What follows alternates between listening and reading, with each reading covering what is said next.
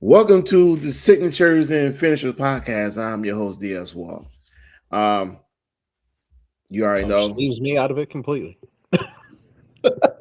See, he always when you see he mess up the intro. Now I got to start all over again because I didn't leave him out. He's just so on the rush. I'm trying to bring him in dramatically. I'm so excited to watch Backlash. What can I say? I can't wait to get done with the show so we can watch Backlash. It's going to be terrible. I mean, it is going to be terrible, but I am not even trying to watch it tonight. Yeah, ladies and gentlemen, the man who's gonna save wrestling. If you need a promoter, if you need a booker, please hire this man. Ladies and gentlemen, Jamie, the man who's going to save wrestling from Chat GPT, TKO, One thing I ABC. can promise you, you would never see anything absurd like that gingerbread shit last night. Oh, yes, the Gingerbread Man's funeral. Listen, I'm going to have to come out clean and say, I was touched by the Gingerbread Man's funeral, leading up to the funeral. I was sad. It made me, almost made me have some tears coming down. I was there with Ray Phoenix, who we haven't seen in months. I was there with guys in the back that you never heard of. Trick came out, did his little segment. I got to tell y'all, that's one of the worst segments in wrestling, the Gingerbread Man funeral. What are we doing here? I mean, no, let me run that. What are they doing here? This is not even desperation. This is not even a Hail Mary. On live TV, they did a basically, want to say, Jamie, a 2-hour funeral for a gingerbread man who is usually celebrated on Christmas time, but yet the gingerbread man was basically came from the concept of Little Yachty shirt. Yeah, just remember that they pay people to write storylines. So either they did lean heavily into their AI to write this, which again, why are you paying people at that point? Or B, they gave somebody a paycheck to write that. Either way, it's all bad. I'm gonna lean heavy towards Chat GPT just because they say they use AI for locations and where they should go and everything. Yeah, we already know they were using Chat GPT prior to they made that announcement. I'm still waiting for my Dragon Ball Z Bobby Lashley to come out. We got to get Bobby Lashley to leave AEW, put on like a Super Saiyan Vegeta outfit, and show up on WWE. Bobby Lashley ain't never leaving AEW. I know. There's absolutely no reason for him to ever leave AEW at this point. But just to know that they actually put that out there to let people know, hey, this is what we first attempted, and you got talent that didn't even work for you at the time. Like, This is what wrestling in the 2025, 2026 has come to. if I'm Tony Khan, if I can't even think of the dude over in TNA, the president that can't keep his mouth shut. Carlos, Carlos Silva. I I'm just looking at this and I'm smiling if I'm because Carlos Silva, I'm break off my relationship with WWE 100%. and I'm going to take some of their talent because the people who wants to leave, who going to be released by the WWE, necessarily don't want to continue wrestling the WWE for their partnership. If I'm That's what TNA, I'm saying. if I'm Triple A, hey, thanks for helping, and we're gonna go ahead and go our separate ways. Well, Matter of AAA fact, can't do anything about it. They're owned by WWE, but TNA, absolutely. Hey, Triple H, Nick Khan, we don't need you anymore. We got our TV deal. Bye. you won't be Um, seeing Leon Slater on your programming. Absolutely not. You're going to hold on to Leon Slater, and you're going to start picking off all the cruiserweights and all the lightweight guys out of WWE that are getting their paychecks cut.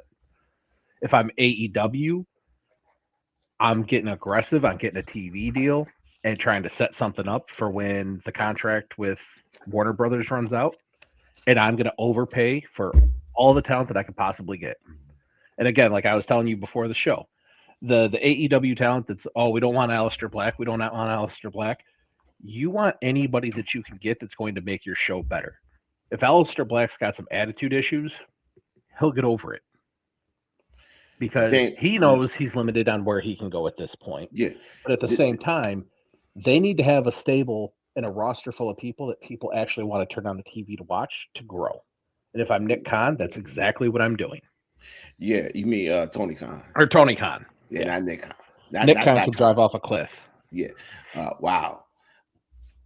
The Alistair Best situation is plain and simple. He was just mad because he wasn't being used properly, and he just wanted. That's all he wanted. It wasn't about a big payday. So people got to understand that those things can be smoothed over by Tony Khan. Yeah, Tony Khan can give him a good push, for 2 or 3 months in the main event scene. Not guarantee you're gonna get the title. I wouldn't do that. But you're gonna be used right. Okay, I give you a push for 2 or 3 months. You can put the House of Black together. You can add your wife. You don't need what's her Julia? Yeah, you don't need Julia Hart. Julia, add your wife. Maybe you can bring Buddy Matthews. Maybe you can bring back Brody King. Maybe I wouldn't not. even build the House of Black back immediately. I would have him come back and try and take revenge on each of them one-on-one. That gives him a feud for a while to go through, and then after that, rebuild the House of Black with different people. Yeah, because Brody King's kind of. I'm not a Brody King fan, but Brody King's doing his own thing. Buddy Matthews, once he gets healthy again, will be doing his own thing. And if they want to pair him back up, they absolutely could. They work good together. Yeah. But I mean, there's a lot more. You got the New Day potentially going over there. There's a lot of talent that can go over there. Look, if the New Day goes over there, AEW has the best tag team division of all time. What did you say 3 weeks ago? And I had told you, Bailey's contract is coming up towards the end of the year. Her best friend is over there basically not doing anything because she has no one she can wrestle with that can put on a good show. The WWE is doing these pay cuts for their big time wrestler, their big time main event wrestlers, men and women. You don't think Bailey ain't looking at AEW like, well, if I take a 50% pay cut, I can go to AEW, I can make that money back, and I get to wrestle with my best friend. And I would be one of the tops in the women's division. I will be on the main event card. And I can wrestle. I can have a flexible wrestling schedule. Yeah, I mean, this is the perfect storm of all things WWE doesn't want to have happen. I've been begging for Bailey to leave when her contract's up. We've talked about it on the show that she needs to leave. They're not doing anything with her. Lyra Valkyria is nothing but an anchor for her, dragging her down. Lyra Valkyria, I don't think is good in any capacity. She's decent in the ring. She's terrible on the mic. She doesn't portray a believable character to begin with. And Bailey's stuck with her. Yeah. Burger. Yeah. Well, and the one time they had her go out there by herself and cut a promo, it was atrocious. So she's not doing anything to help Bailey. And not that Bailey needs help, but Bailey can't really help her when it comes to cutting a promo or anything like that. So just separate the two. Put her with Alexa Bliss. I don't care. Like the whole women's division in WWE is just screwed up right now because they're trying to force this tag team thing down, which makes no sense when they've all but essentially given up tag team wrestling in the men's division. Oh, look at who's left. Street Profits. Las Garza. The Vision is a pseudo tag team. R-Truth and Damian Priest and Fraxium. And everybody else is in the mask. And the War Riders. But I think the War Riders are both hurt. And everybody else in the mask in AAA. Yeah. Yeah, so I don't even count those guys. Because now they're suddenly like, oh, we have all these tag teams. No, those are just all guys you're throwing together because of this mask versus mask match. Yeah. So the Creed brothers and, Bento, I don't even know what their Mexican names are, but Pete Dune and Tyler Bate. All I know is the Creed brother, the older brother, his mask doesn't fit his face. Yeah, it definitely does not. Yeah. I think it's just not good. Like WWE, top to bottom, it's not good. And it's not the performer's fault. It's just the stories they're trying to tell, the positions they're putting people in, and then releasing people saying, oh, well, we don't have anything for you or you're not getting over with the crowd. Roman Reigns is the perfect example of you don't need to get over with a crowd. All they have to do is keep shoving you down somebody's throat. and you're going to get over. What I started with John Cena. John Cena was out of necessity. Roman Reigns was out of Vince McMahon's heart on for him. Because go back to when John Cena really started taking off. Who did they have? You lost The Rock. You lost Austin. You lost Angle. Triple H was starting to already become a shell of himself. You had Brock Lesnar, and that was it. You have Brock, you have Batista, you have Randy, but Randy Batista was hurt. wasn't the Batista. Yeah, he wasn't wasn't what he was now, yet. but he was hurt.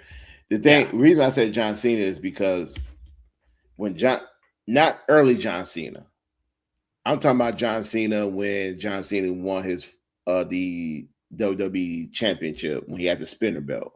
Oh, so you're all talking we like seen was 09 to 13 or whatever it was. All we had seen was John Cena. John Cena got to win every match. John Cena got to win all the big matches. John Cena got to go over all the time. John Cena got to be on our TV. Well, and they got past that. They got past that with Edge, but then Edge had to retire because of his neck. Right.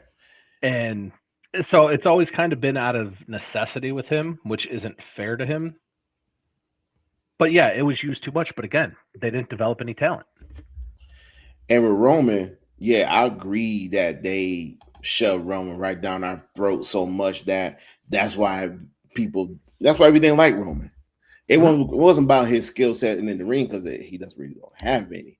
It was because every time we seen Roman Reigns in a big match, he had to go over. He did not have to go over. And the simple fact that when you have Roman Reigns, Dean Ambrose, and Seth Rollins, it's amazing how they didn't use both of them like they would use Roman. I was shocked by that. And don't get me wrong, Roman earned what he got because, where he's sitting at right now in the WWE, top of the food chain. He earned that because what Vince McMahon did to him. Well, let's just say Seth Rollins is probably the first person that stood up and volunteered to take a 50% pay cut because he gets off on WWE. Dean Ambrose, we all know, had a pretty massive drinking problem and had an attitude problem because of it, and that's why he's not there anymore. I mean, the whole issue's the whole Brock Lesnar thing and everything else, but he's a different person now. I would still love to see him come back and have a main event run. He would be a breath of fresh air. It ain't going to happen, but I would love to see it. No, he ain't never coming back. Yeah, not only the drinking problem, but the way that the WWE tried to portray him. Oh, yeah. That was his problem. Yeah. The drinking problem didn't help either, but that was his problem with them. Mm-hmm. The WWE has taken wrestling back by like 30 years. And what I mean by that is that when they come these asking these talents to take pay cuts, if you ain't taking pay cuts, you're getting released. They trying to reset the market on what wrestlers should be making. We in 2026. We get it that Tony Khan did something that most wrestling promotion wouldn't do is he raised the pay because he wanted certain guys to come to his product, come to his promotion. So yeah, he overpaid for a lot of guys. A lot of wrestlers seen that. So when, for example, when you're like, that's their name out here, Kevin Owens. When you're Kevin Owens and you see a guy over at AEW, let's say at that time, Rusev. When you see Rusev making $2-3 million more than you Kevin Owens, your catalog is bigger than Rusev. Your wrestling work is much better than Rusev. And you go, hey, this guy did less work than me. He's getting paid more. Look at my credentials. I think I deserve a pay raise. I think I should be making the same amount as he is or more. Everyone shitted on Mercedes Moné and Naomi when they walked out. Not just because they want them to wrestle separately as tag team champions, but because of the pay. Everybody was shitting on Mercedes Moné about, she ain't worth the money. She just a money hungry. She don't care about wrestling. But what she was saying is that She's on the same equal level as Charlotte Flair, Becky Lynch, and Bayley. That's what she was trying to say. Not more like Bayley, more like Becky Lynch and Charlotte Flair. She told everybody, I main event WrestleMania with Bianca Belair. I'm one of the very first female black champions in the WWE in the modern day. My credentials kind of on pair with those two ladies. I should be making what they're making. Mm-hmm. Nah. But she went to AEW, and what happened? She's making more. She got creative freedom, even though the creative freedom is kind of is a joke because of the type of matches she be in, all the type of wrestlers she wrestles, and all the damn titles that she had. Yeah, it's a joke, but you cannot go backwards if the money has already been established. You can't go backwards. You can't go back back in the 90s when Vince McMahon was paying people what $500,000 or $400,000. You can't do that no more. You can't get back to early 2000 when Caps was making $1 or $2 million. Well, the problem gets exacerbated by it's not like it's 97 and Vince is having to go to the guys and say, hey, I don't know if there's going to be paychecks next month or next week because, we're losing money. It's not like 95 when he almost declared bankruptcy. But it's the exact opposite. They're out here claiming they're making more money than ever. Triple H is making like $20 million a year now. Nick Khan's making like $30 million with bonuses now. Ari Emanuel's making just short of $68 million. Mark Shapiro, I think, was like $42 million. They just announced this for 2025 of what they got.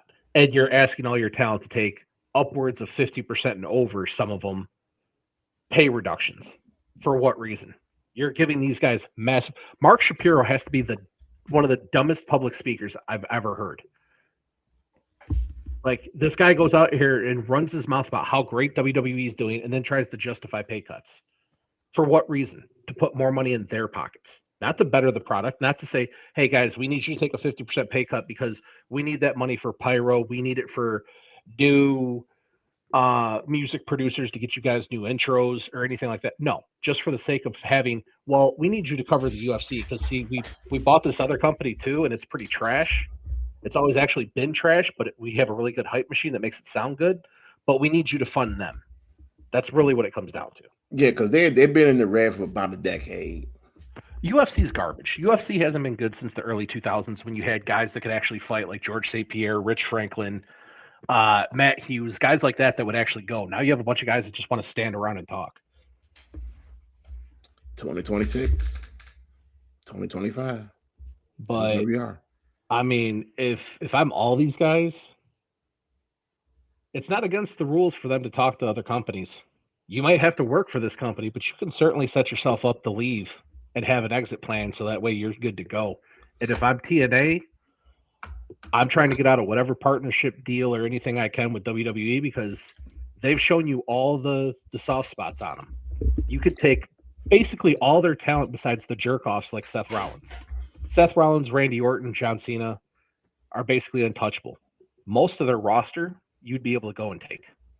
I always say Seth Rollins should have left and went to AEW because if Seth Rollins went to AEW, even right now, he'll be the man. He'll be the top guy there. Oh, 100%. And that was the one thing. I don't care what nobody say. I understand if you love the WWE, you love the WWE. That's fine. But at some point, it would have to get on your nerves knowing that this company don't value you than the guy that you're better than. And I'm just being honest. The company that you love doesn't value you as the man that you are better in the ring. And what makes it so sad is that if they actually paid Seth Rollins some attention, he got the looks. I'm just saying. He might not be 6'4", 280 pounds, but the man is on TV. He's on ESPN. He's on Good Morning Football. The man had done some movies. His same credentials probably be just as better as Roman Reigns. I mean, WWE isn't going to take any chances. They're not going to do anything innovative. They're past all that. They're on do the least amount as possible to maximize profits as much as possible. And even though people are starting to turn on Cody, they're tired of seeing Cody Rhodes, who has the belt right now. Cody. Why? Because they can keep marching out he's QB1, he's QB1. Cody Rhodes is an average wrestler. He has slightly above average mic skills. I wouldn't put him up there as one of the best talkers of all time. He's not even close to one of the best talkers of all time. He gets more credit just because of who his dad is than anything. He's a slightly above average talker, average wrestler. He took advantage of an indie scene at a perfect time. If Matt Cardona could have been given that same opportunity at that same time, Matt Cardona would probably be the one everybody's talking about. Oh, man. Well, I like to think that Cody made a name for himself. He did. But again, he took Outside advantage of an independent scene at the Yeah. perfect time. Yeah. And just hear me out, because I see this, and maybe I could be wrong, because I do pay attention to Cody's promos sometimes. Not all the time, sometimes. And that they're super rehearsed and scripted? No, not that part. I'm starting to believe that Cody Rhodes might be a little bit tired of what's going on in WWE myself. Oh, he's 100% done with it. I mean, I'm quite sure that he's tired of everything that's going on behind the scenes in the WWE that he's not even talking about. You heard it from his own mouth that he was having to politic backstage to get the belt on Drew back at WrestlePalooza, and that still didn't happen. He had to carry it for another, 4 or 5 months before they gave it to Drew, and they gave it to Drew at a short-term basis for basically no reason at all. Why'd you put the belt back on Cody in the first place? You could have just put it on Drew. They're too scared to do that, so we have to put it on Cody, so that way we can establish a baseline, and then when we feel comfortable, we'll move it to Drew, but knowing that we're going to set it right back to Cody, which is exactly what they did. Yeah, I truly believe. I mean, I couldn't even say because I got choked up about the Gingerbread Man's funeral. I truly believe that Cody Rhodes is not a TKO guy. That's just that's for me, just from the outside looking in, based on the promos he cut on them. But I don't think it was a promo. I don't think it was a straight up shoot. I don't think he's a TKO guy. And I don't think Cody Rhodes signed up for this at all. I truly notice how all of that disappeared, though.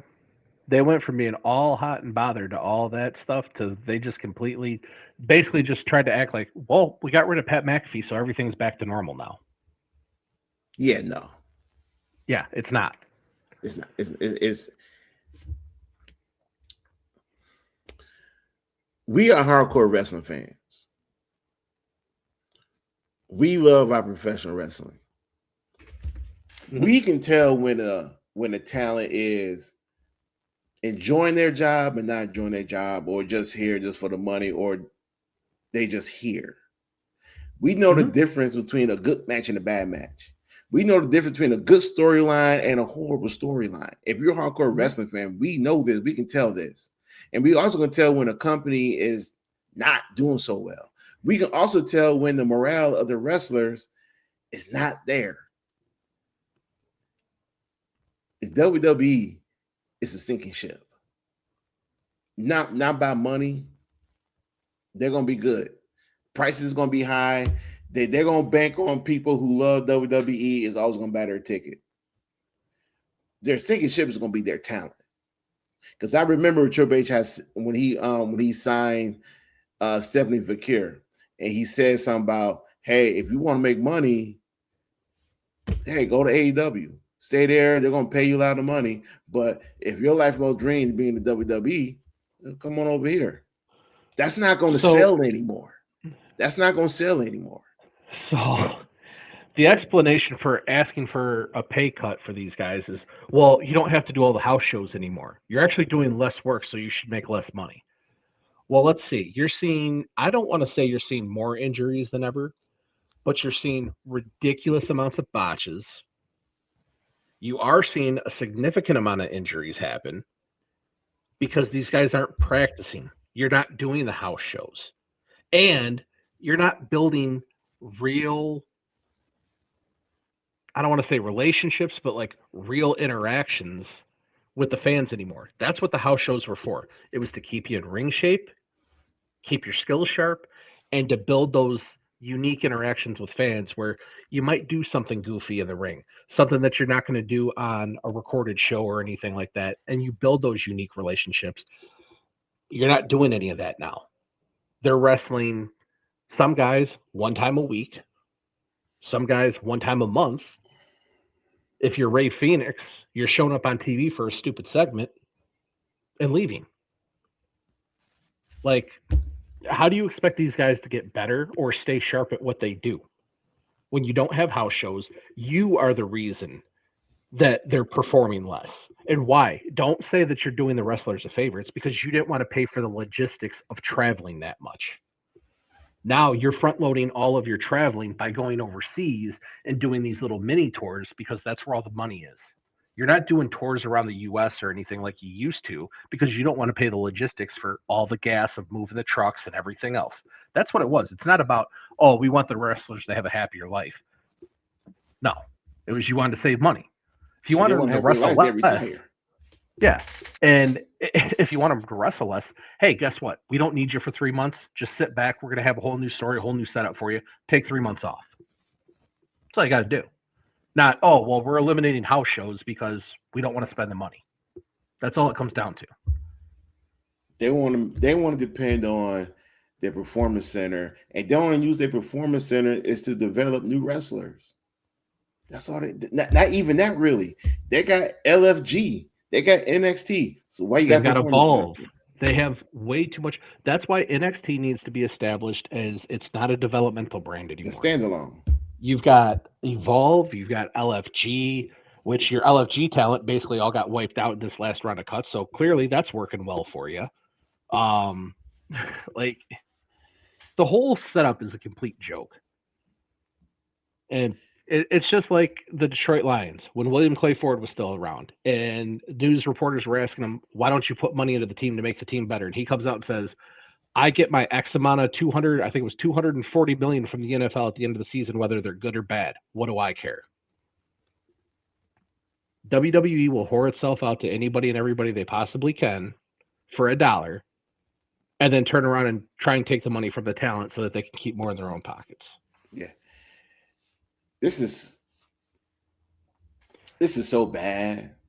I mean, this is not overstated. This is really bad. I mean, when you cut the house shows, you basically telling your talent, you are in charge of making yourself a better wrestler. Mm-hmm.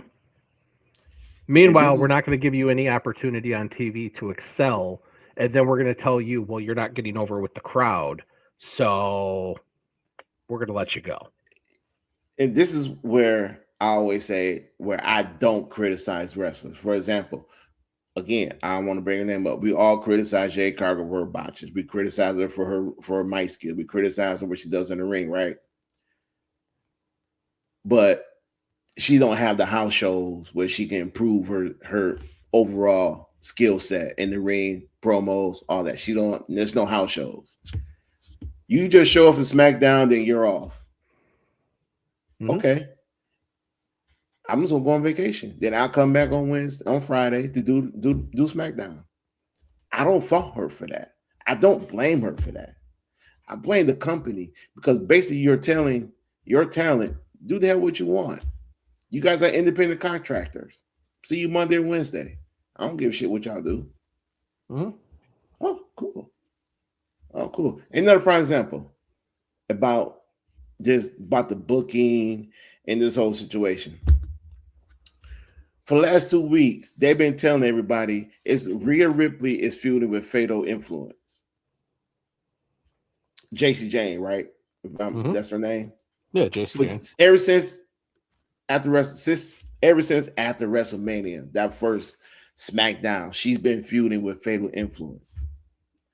And then they brought in Alexa Bliss and Charlotte Flair.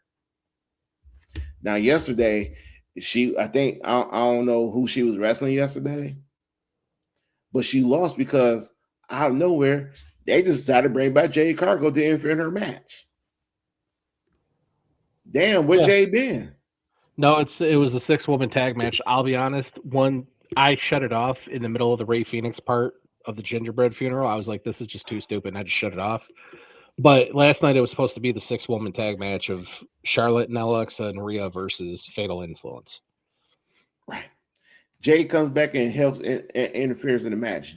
B-Fab was there, Meechin was there, and all that. So my whole thing is, why did you bring her back this week where she should have been back on that first SmackDown after WrestleMania trying to get her rematch to get her title back? Couldn't do that. They had to have enough time for Fatal Influence to do their thing. Fatal Influence could do their thing and probably will be battling for the tag team titles or going after Tiffany Stratton because that would make even more better sense. Don't get me wrong. JC Jane, hey, look, she worked herself to where she's at right now. She deserves it. But I'm just saying, if you're going to bring back the former champion who just lost her title 3 weeks ago, you bring her back this week where she should have been back the first SmackDown at the WrestleMania declaring, I want my rematch for my title, and just maybe you might want to keep this feud going and maybe, I don't know, give it a proper ending to this feud instead of waiting to what? Clash of Italy to end this, or even, I don't know, she'll get the title shot Clash of Italy. It might be JC Jane might get that shot at Clash of Italy. No, they'll give it to Jade because they need some big name matches for having, 2 PLEs in a month. Right, but see, they not even wrestling on this PLE. Mm-hmm. Is Rhea Ripley wrestling JC Jane on this PLE? No.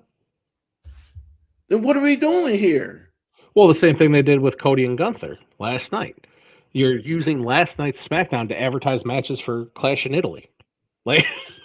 So it don't make no sense to have Jade, if they go that route, fight Rhea Clash of Italy, where the woman that Rhea's starting a new program with is not going to get the title shot. You can't ask the AI too many questions. The AI gets confused, and then they start bringing back old people into the new feuds and everything else. It's AI just adds more detail. That's I'm just hey, I need you to give me more detail, but this don't make no sense. No, it's the whole company as a whole, the way they operate publicly to the way they're doing things on TV. It's not good. It really just shows of somebody that basically operates a hedge fund. As I've said before, they're just trying to get every penny they possibly can out of it before the whole thing blows up. And I think all they're trying to do is prop up what it looks like publicly and the stock price so that they can sell it to the Saudis and call it a wrap. Because anybody that had a vested interest in the long-term growth of this company would not be saying the things publicly that Mark Shapiro says and doing things that they know are going to get out publicly, like pay cuts when you just approved massive raises for your people in leadership. And again, and then going after content creators on top of it and getting strike notices on YouTube for anybody. Thankfully, we can't be touched because we don't show any clips. We don't show anything from WWE. I could sit up here and say F Triple H all I want, and there's nothing they can do about it. Thank you. At some point, I will probably keep doing that. But yeah, going after all the content creators because you don't want anybody to speak publicly. So that way, when somebody types in WWE, somebody speaking negative about WWE is the first thing that pops up on a YouTube short. That's all it is. Well, that's their own fault for putting out all this negativity, for putting out these bullshit shows that they make. It's 100% their fault, but they're saying it's copyright infringement and everything else. Nobody cares about a 5-second short video of, showing Sol Ruka botching her move because she's not quite good enough to do it on a routine basis. But they had to heavily go in and edit that to show that she executed it flawlessly. They don't want people to talk about the botch of it or show it. It needs to be pristine every time. We don't need to show that, when Braun Breaker speared Seth Rollins, he gave him a black eye because his foot kicked him in the face at the same time. We don't need to show that stuff and show all the things that happen. We just need to show the good things and how great WWE is. That's why they're going after people. It's not that they care. If anything, they should want people sharing their content but it's all the negativity around everything that they're doing that they don't want shared, because Well, that will look, start to affect stock prices. well, look, they the first one who put the clip out there. So Ruka botching the Soul Snatcher. They're the ones who the first one to put the clip out there, of Braun Breaker barely touched Seth Rollins on a rundown spear at WrestleMania, because Seth stepped to the side because he knew if he'd have stayed right there, bro, that would have probably broken his ribs. Yeah, Braun Breaker is he reminds me a lot of Goldberg. He wants things to look cool without thinking about the actual ramifications of what happens when they look cool. But well, no, I mean, I agree with you on that part, but I can guarantee you that was not his idea. Hey, I'm running full blast down the WrestleMania ramp, and I'm going to give Seth Rollins a spear, and it's going to break his ribs. He's going to lose some breath, and he's going to be out for about another 3 months. That wasn't Braun Breaker's idea. I mean, it could have been, but no, it probably wasn't. But he still got a black eye from it, because that's when he launched so high, his foot came up and kicked him in the face. What did you think was going to happen? What do you think, this guy is Superman? I don't know.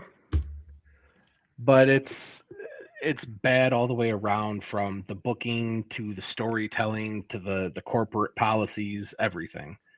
In the long run, it's good for all their competition. Again, Carlos Silva. Take advantage. Carlos Silva, if I'm you, I'm looking at breaking off any sort of partnership with WWE I can, for the sole purpose of starting to try and poach their talent. Because again, you're going to have to overpay for some guys, but that's how you build a roster. That's how you build talent. That's how you get people that people actually want to see. Who in TNA do you want to watch wrestle right now? It sure ain't Mike Santana, because he ain't moving the needle. Because they ain't giving him nobody to wrestle. That's because there's nobody over there to wrestle at this point. Yeah, because they're all in the WWE. Yeah. AEW's got some options. AEW's got money. If I'm Tony Khan, I'm getting super aggressive on opening up conversation with all these guys. I showed you the thing a couple of days ago. They're talking Carmelo Hayes might get cut. Because what do they got for him? You haven't done anything with him since the Thursday before. They got nothing for Kalani Jordan. Yeah. Like, nothing going on with all these people. If I'm Tony Khan, I'm calling I'll call Seth Rollins, because I don't care. I would be calling everybody. If I'm Tony Khan, and I'm being real with this, I'm going to release some of my older talent that's not pulling their weight as far as in-ring. I might keep them from behind the scenes, put them producers so they can work with the young talent. But majority of my older talent, I won't want them in the ring. I want them to be producers. I want them to help build this company into an empire. I'm going after Carmelo Hayes. Like, look, I'm gonna pay you good. I'm gonna put you in the main event scene. This company is gonna grow off of you, MJF, Will Ospreay. I take it a step further. I'm reaching out to Carmelo Hayes, and I'm reaching out to Ilya Dragunov. If I could take those two guys, we haven't seen him in 3 months. 3 weeks. Well, yeah, they started making him look like a chump. Everybody was starting to no sell his chops and everything else. Like, they started making him look bad on TV. This went from being like your most promising guy. They were talking him up nonstop before his leg injury to Gunther, that he was going to be the next big thing, this and that, and then he gets hurt and nobody wants to talk about him anymore. Then he comes back, you give him a little program with Carmelo, and then you put him into the Royal Rumble where Brock no sells his stuff. The week after, I forget who it was no selling his chops on SmackDown, and then we haven't seen him ever since then. You put the United States Championship on him because when he was supposed to be the IC champion, because he was supposed to be Gunther, he's going to be the IC champion. That was just a makeup of, all right, you was out with a serious knee injury.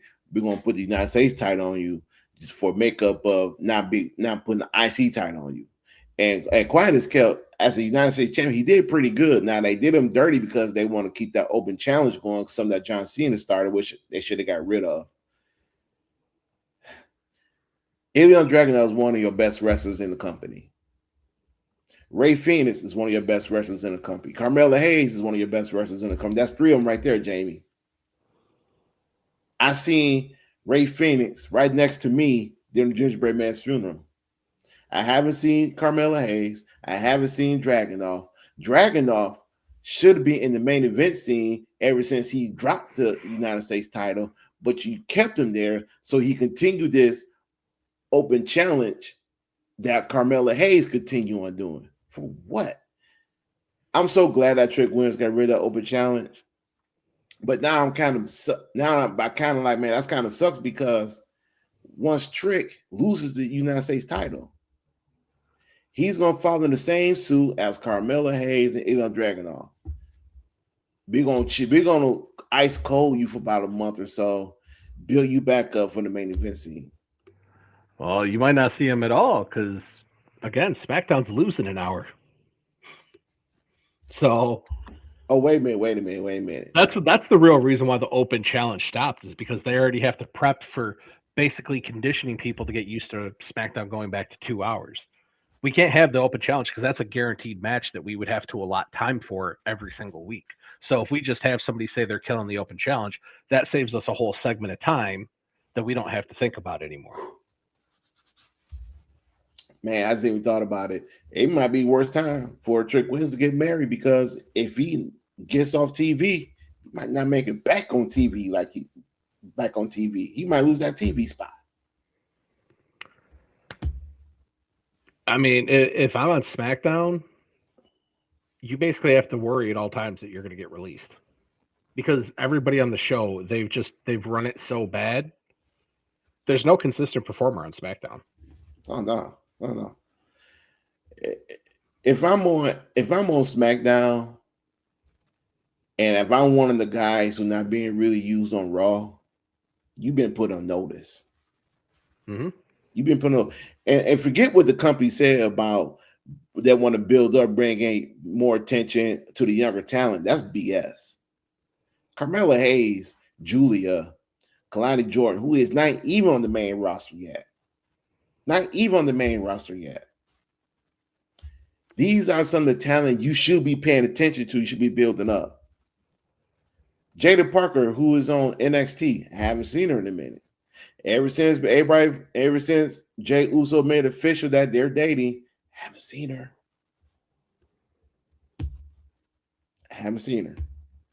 She's not hurt. Just haven't seen her.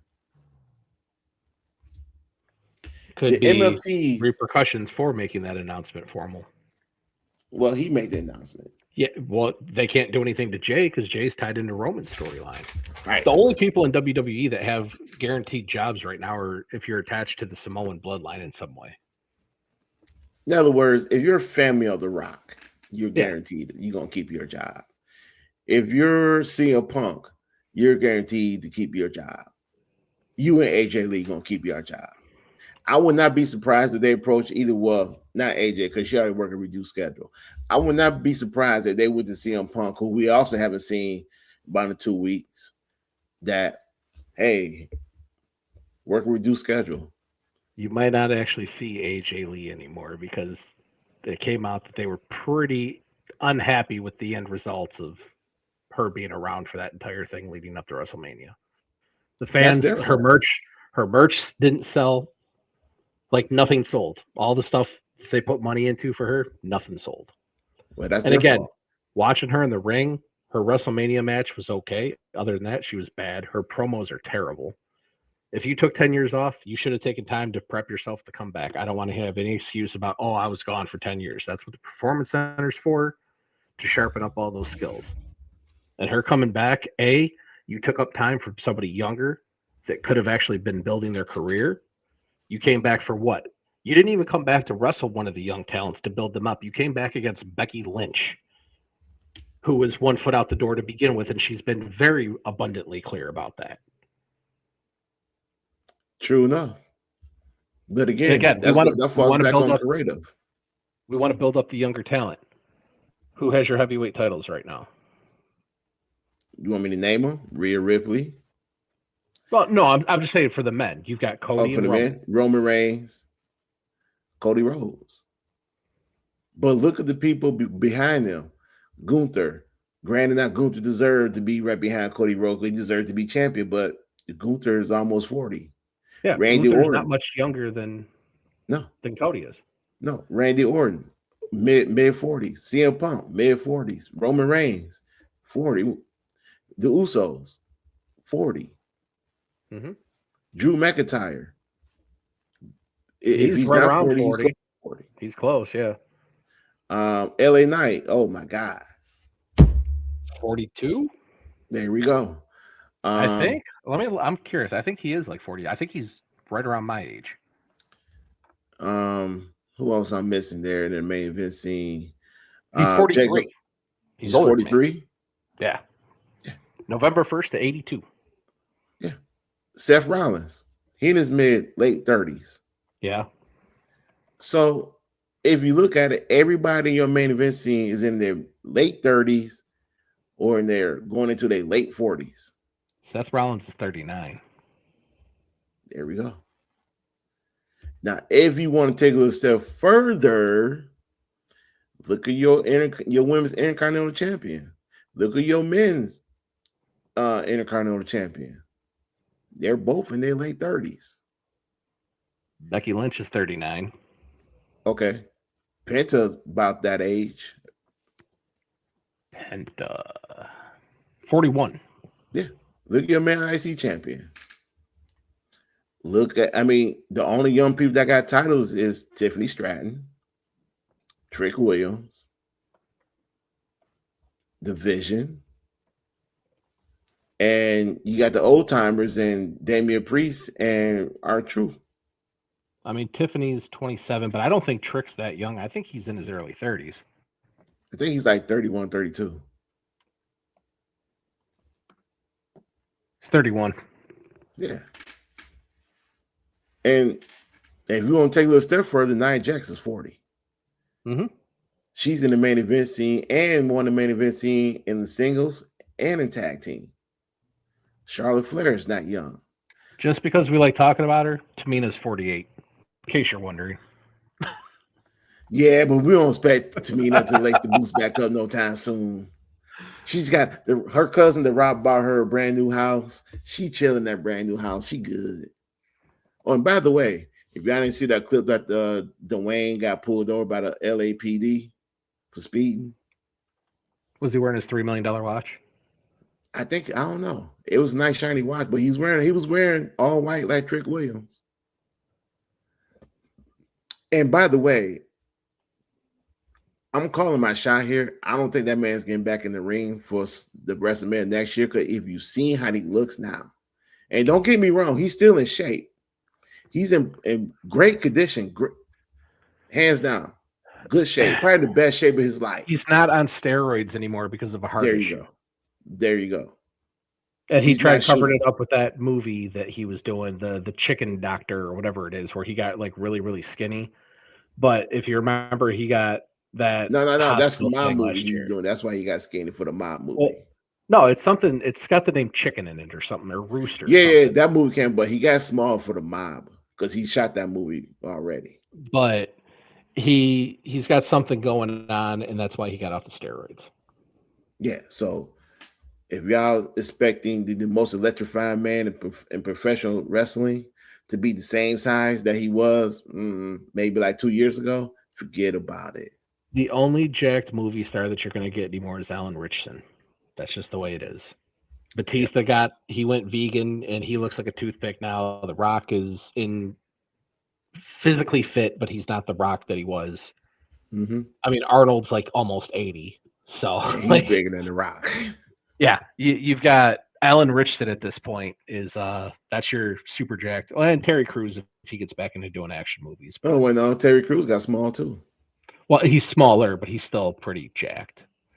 Well, yeah, but not as jacked. But Alan Richardson is basically like the only really jacked dude left at this point. Yeah. So basically, what I was getting at is that we were saying earlier, hey, if you ain't part of the Rock's family, you're not guaranteed a job. We just see, unless you the MFTs and all you guys got fired, We see Tama Tonga showed up this past Friday, but he's still on the chopping block. So is Tala. Mm-hmm. Well, I sent you a thing like 2 days ago saying that they might have released Tama already and just not talking about it. I think the only reason they had him come on SmackDown was to squash that, to see, oh, he's still here. Because what did he do? Nothing. He got squashed. Like he got squashed by Royce Keys. Yeah. Don't get me started. Please don't get me started. And it is not. I don't want to talk about Royce Keys, not because I don't like Powerhouse High. I love Powerhouse High. I don't want to talk about him because how they use him. I like Powerhouse Hobbs. I'm not a big fan of Royce Keys. There you go. I'm waiting for the reports to come out to see how they going to do this relationship between him and Jacob. Are they going to be a team? Are they working together? We don't know. But I don't want to hear nothing about. If I had to guess, that's going to be your first feud. Is going to be Jacob versus Powerhouse Hobbs, because something's going to happen and one of them's going to turn on the other one. You think so? Because I think Jacob's going to be on Raw after tonight. I'm just curious. He's 41 too. Yeah, and he's getting a nice little push. Well, I mean, they had to do something to justify bringing him over. Like, you got to do something at some point. But I mean, and again, the Bella twins are 42, and we want to get younger. All of your talent is basically in their late 30s, early 40s that have belts. Besides, like Tiffany and Rhea. Paige is in her mid 30s. I count her as the Bella twins, but she's a shell of what she's ever going to be. You know what's going to happen, right? You know what's going to happen. So without even giving everybody the storyline, this is going to free up Nikki Bella to go for the world champ, the big title on the women's side again. It's just freeing her up to do that. Yeah, it's a blessing in disguise because she got injured. Paige was a super replacement. See, in my mind, I kind of thought that Paige, once Nikki gets healthy, they'll transition that title to Nikki Bella, so the Bella Twin officially, both of them could be tag team champions. But I don't see that anymore. I'm pretty sure Nikki Bella will cost them the tag titles, and then it'll turn into a feud between Paige and Nikki. That might happen, but I do believe that Nikki is going back to the main event scene. But again, I don't think anybody's sitting at home saying, I can't wait to watch the Bella twins wrestle again. So that's 2 more slots for young talent that's not being utilized because we had to bring the Bella twins back for whatever God-known reason. I'm a big component of, if you're in the WWE Hall of Fame, you shouldn't be wrestling in the WWE no more. I mean, I'm serious. If you're talking about you're going to focus on the young talent, Rey Mysterio is 52 years old. Rey Mysterio got into the Hall of Fame when he did because everybody else turns them down and they had nobody else to put in there. Yeah. Because again, unless you get the main inductee ceremony treatment, look at what happened with Sid. Oh, he's a legacy guy. Bad New Brown is a legacy guy, so we're gonna give them a quick video package, and then that's all they get.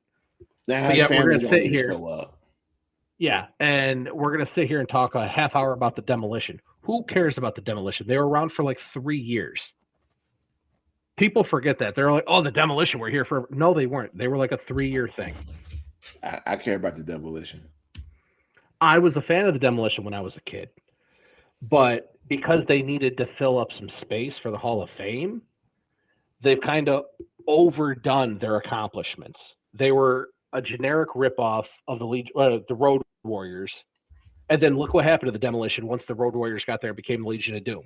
Demolition disappeared because you didn't need them anymore. But again, they're struggling at this point to get people to accept Hall of Fame inductions. So that's when you get guys like Rey Mysterio a few years ago where he's still actively competing because you gotta fill it up. But then guys like Sid, Bad News Brown was a big deal in the early 80s. And the 70s, if you weren't a wrestling fan or you weren't alive back then, you're going to have no idea who he was. Even Sid. Ooh, Sid hadn't wrestled since like 2002. So a lot of people aren't going to recognize who he is. Does that mean he shouldn't get an actual Hall of Fame induction? No, but he deserves far more than a video package. he does. He does. That's our little off-topic wrestling thing. That's what we like to do. But this is take on, they the ones who came out and said they want to get younger. They're the ones who came out here and say they want their wrestlers to take pay cuts. They're the ones who came out and said, yeah, we are totally in control of creative. And when you say something like that, that's basically you telling the fan base you're responsible for putting out the crap that we see on TV. We want to get younger because that way we can pay these guys a lot less money and keep a lot more profit, because these guys like Roman that are collecting $15 million a year, we don't want to pay that anymore. So Roman, we're basically letting you know without letting you know this is your last contract with us. And we're going to focus on pushing these young guys to the moon like we did with you, so that way we can only pay them maybe $5 million for a year instead of 15, which frees up $10 million for us to split across the board. I wouldn't be surprised by that. Don't be, because that's exactly what it is. Yeah. Hey, Trick Williams, we need you to go to the moon right now. The effing moon. We'll pay you $5 million a year. You ain't playing in the NFL anymore, so you ain't touching that anywhere else. So we'll give you $5 million a year. That saves us $10 million off of Roman. And those lemon pepper steppers. Yeah, that's all it is. That's why they're coming out saying, "Oh, we want to get younger," because if they make this now, where they're cutting the contracts now, these new guys know not to expect that big money. So when they get a $5 million offer to them, that's the big money. They're happy. WWE's happy because now they just saved $10 million over what they're paying Roman. Probably $5 to $8 million over what they're paying Cody. Who knows how much they're paying CM Punk? I think Roman and Cody got the two biggest contracts in the company. I don't think CM Punk's is actually bigger than Cody's contract is. Interesting. Because again, he didn't sign his new deal. Right. So we don't know. I think his contract would be up in a year or two. Punk's. Well, the way it's going, they might come back to him and say, "Hey, we need you to renegotiate at this now." And if he doesn't sign it, he's one of the ones they do have by the balls, because he has nowhere. If you don't sign with, you have TNA can't afford you. AEW's never going to take you back. He can't go Ring of Honor because they got Ring of Honor. Yeah, there's no money unless you go to Japan, and he doesn't wrestle a style that's going to be cohesive to him not getting beat up in Japan. So you can always go to House of Glory, MLW. They ain't got that kind of money to get him. That's like half your roster's pay to get him for 1 year. Well, we'll see CM Punk. That and who at that point he's going to be 49 years old. Who wants that guy at that point? I think, to me, I do believe CM Punk gonna sign this new deal, but I don't think it's gonna be the deal that we all gonna think it is, because he came out and said, "Hey, I want to work with the young talent. I want to develop the young talent." So his thing is he want to transition to NXT and do what Shawn Michaels is doing. I don't think his next contract is going to be as a performer, because again, no. He's going to be 49, 50 years old. Yeah. No. I think he's going to be like what I said. He's going to be developing and helping Shawn Michaels. He's going to be a trainer. Yeah. And work with programming. Just like AJ Styles is a scout. He's like their worldwide international scout now. Gosh, shout out to AJ Styles. He told us what was going on and we didn't even listen. He told everybody. Yeah. But everybody paid too much attention to what he said. Oh, WrestleMania lost his luster. It's not as big as it used to be. It's not as exciting as it used to be. Well, that's true. But if you read between the lines, he was telling everybody, yeah, because the story and the talent is just not that good. It's not the talent's fault, but it just how it is. TKO went in, like I've said before, as soon as they got control of the company, they took out everything that made WWE stand out. They removed it. They stripped it. When Cody Rhodes has to have it put in his contract to guarantee he has pyro, like, come on. Vince never skimped on the pyro on any of that stuff. If anything, he went too hard on it on some occasions. But that was the first thing they stripped out. All the flashiness, all the glitz and glamour. WWE is not meant to look like UFC. It never will be. And what are they trying to do right now? They're Make trying it to look make the like two look UFC. as interchangeable as possible. So let's finish this show up on this little Chat GPT storyline. So what we seen yesterday on SmackDown, if you watched SmackDown, I know a lot of people didn't. I know Jamie just told y'all he only watched a little bit of it, but he already knew I what watched like happened. half of it, but yeah, I read the rest. Yeah, but you didn't need to read the rest. I mean, you can just it's WWE. It's the same story every week. So yesterday's a little different. The whole show is focused on the funeral of the Gingerbread Man. Your boy got a little emotional about that. I'm not gonna sit here and lie. I didn't watch it though. I see some clips. So Sami Zayn, and this is the part that I just don't understand. So the guy who destroyed the Gingerbread Man was at the funeral of the Gingerbread Man, and the only aspect of that whole thing was probably that part was probably the best part because Sami Zayn's like, "What are y'all doing? What y'all here for?" He had interaction with Johnny Gargano, and they were still trying to have Sammy play this good guy persona, but he's the reason why the Gingerbread Man allegedly died. I mean, again, you see myself, shout out to me. You see Ray Phoenix. You see, hey man, look, I got to promote myself, even though I wasn't on the show. I wish I was, just for that one. But I'm saying, Sami Zayn was probably the most entertaining part of that whole segment. It shouldn't have been. They went to the ring. They had the open casket. You see, Trick Williams did a song with the choir. And then this is where the part where it just didn't make no sense. You had Little Yachty lay in the casket in the gingerbread outfit, rise up and attack Sami Zayn.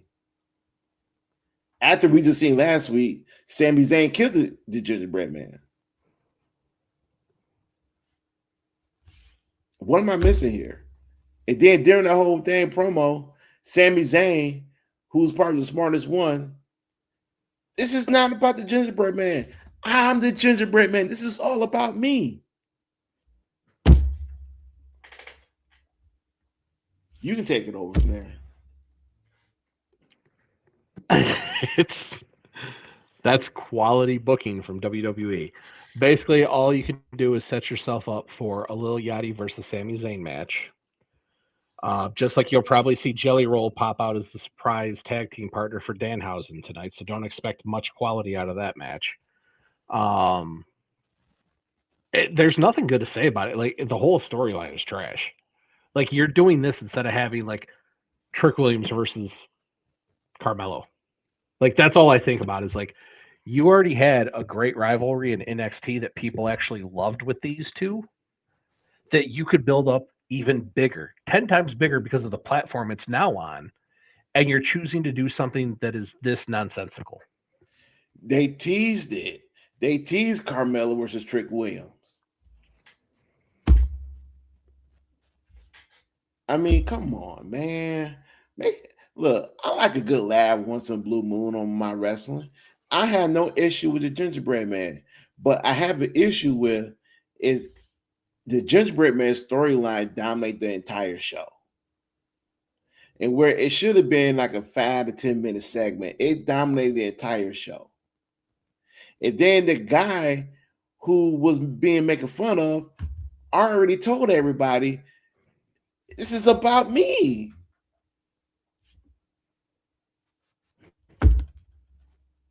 There's nothing good to say about it. But somehow they can't find a way to make this guy a heel. No, they're like I've said before on other shows, they're too scared to commit characters to a certain personality type. Unless you're Gunther or Drew McIntyre, they want you to ride that in between because they need you to cheer, but they need you to boo at the same time. I mean, look at Braun Breaker, Seth Rollins. They cheer like crazy when Seth Rollins comes out. Seth Rollins says little thing. They cheer like crazy. Braun Breaker comes out. They cheer like crazy. Braun Breaker spears Seth Rollins. They cheer like crazy. Then they start chanting for him to do one more, so he gets back in the ring and does one more. They don't even know who to cheer for and who to boo against, and that's the problem. Is it's fine every once in a while to have a heel versus heel or a face versus face match, but when every match is set that way, you're going to burn your crowd out. You're going to burn your fans out because they're constantly cheering. Oh, I don't want to cheer for this guy, but oh, I like this, and it's the same thing every time. Everybody is we're in between. We can go either way. Look at Cody. Cody wrestles like a heel. They cheer for it. Cody does face things. They cheer for it. Like they're too scared to have people commit to one direction when it wears people out that actually like wrestling, that pay attention to it. I'm so uninvested in anything WWE is doing. I mean, even the whole Jacob and Roman thing. They're having Jacob be the one to constantly attack Roman when Jacob should technically be the face in the feud. But it's like it's wearing everybody out. Because they don't commit to a story to actually say, this is your face, this is your heel, because we want everybody to be cheered.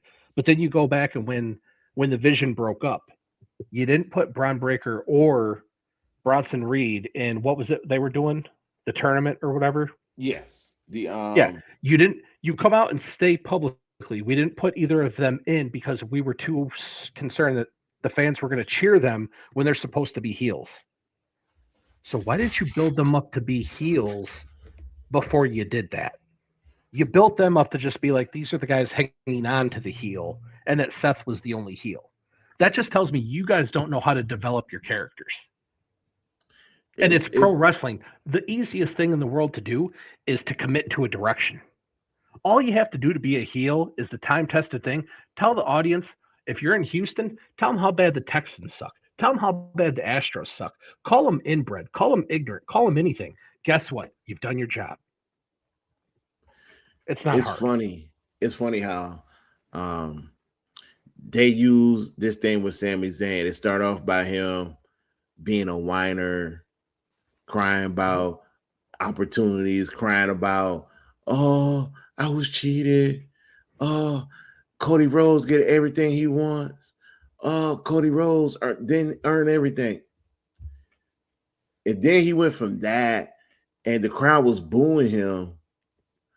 But then you got him come out and say, I'm doing this for all the real Sami Zayn fans. And they cheered. What are we doing here? That's my point. Like, what are we doing here? They have flip-flop constantly. This is supposed to be a double turn, if I remember correctly. Mm-hmm. One go face, one go here, right? So you still have Trick Williams. I played the song for you before the show started. Him and Lil Yachty made a song about Sami Zayn crying.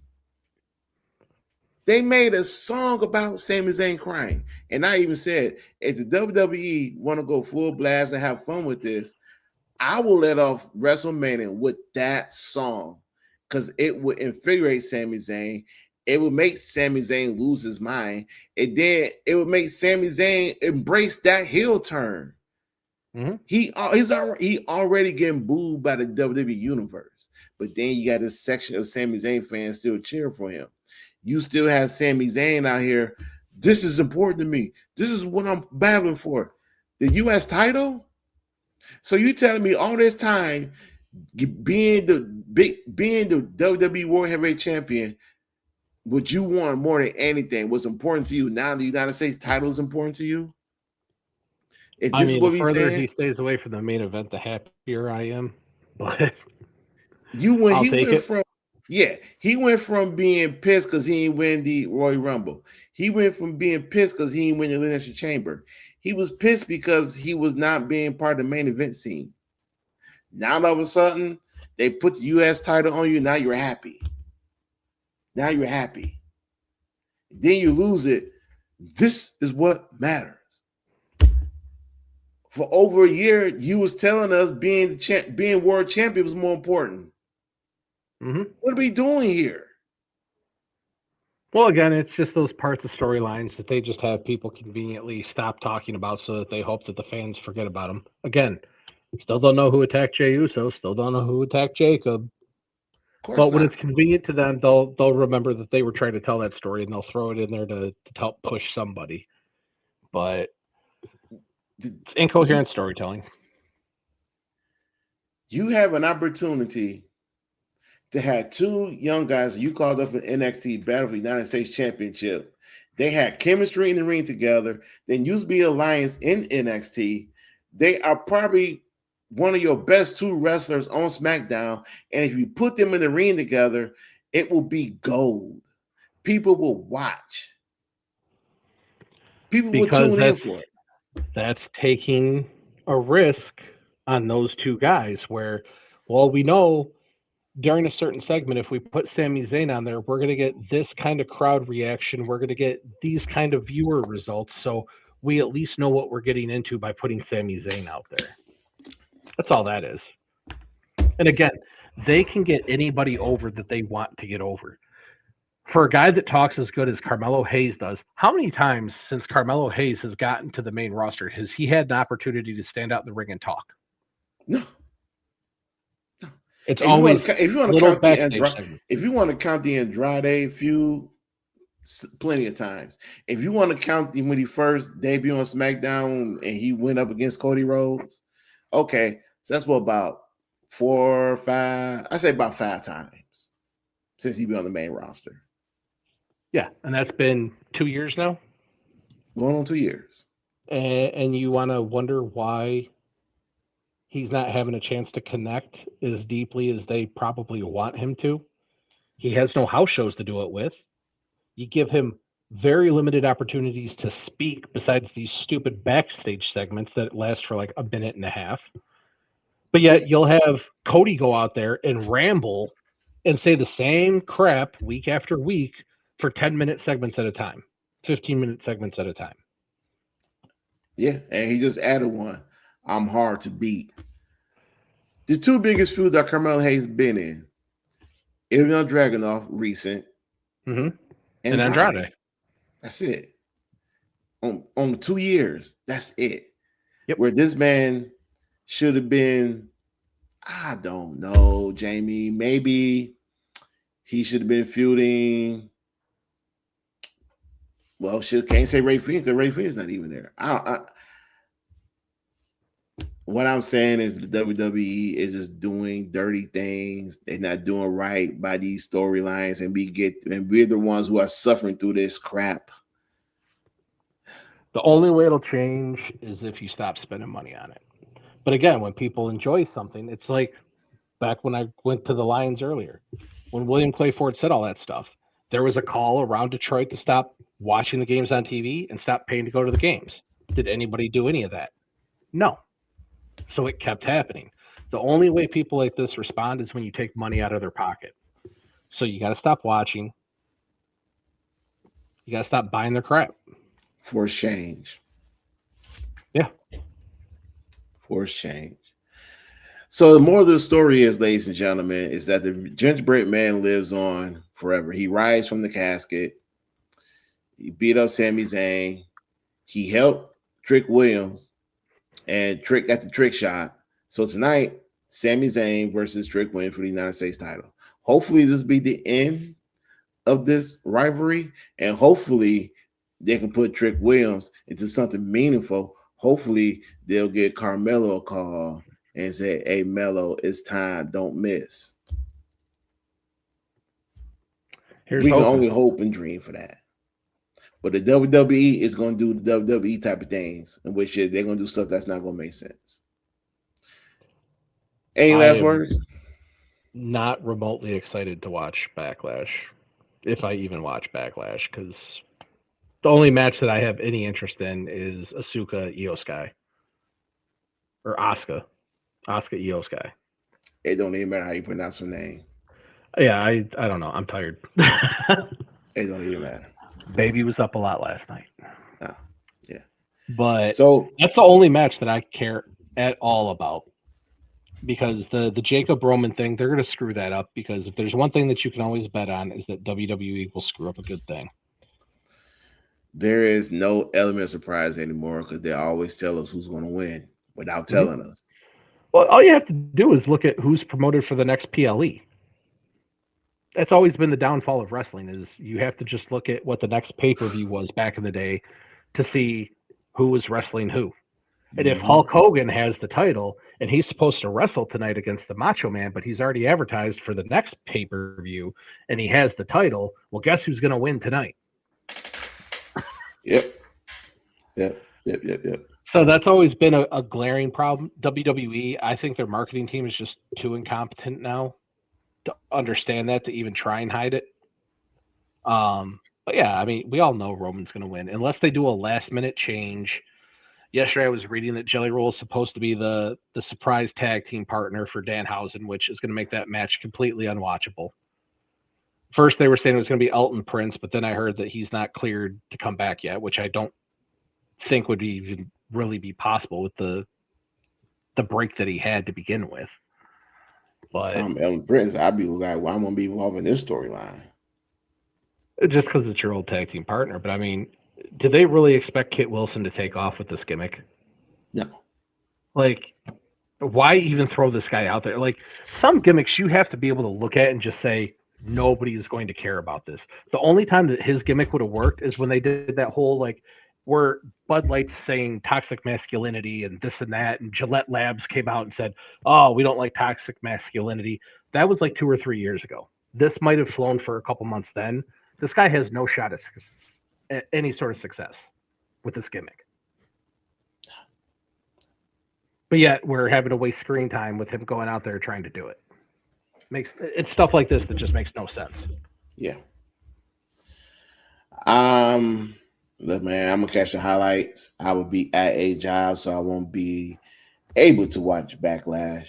But I'm quite sure somebody's gonna tell me, give me the lowdown with everything that goes on. I'll probably have it on and just be doing something else. I was talking about some coworkers, but yeah. I mean, yeah, there's that too. The coworkers. All right, ladies and gentlemen, make sure you like, subscribe, and comment, and share our show.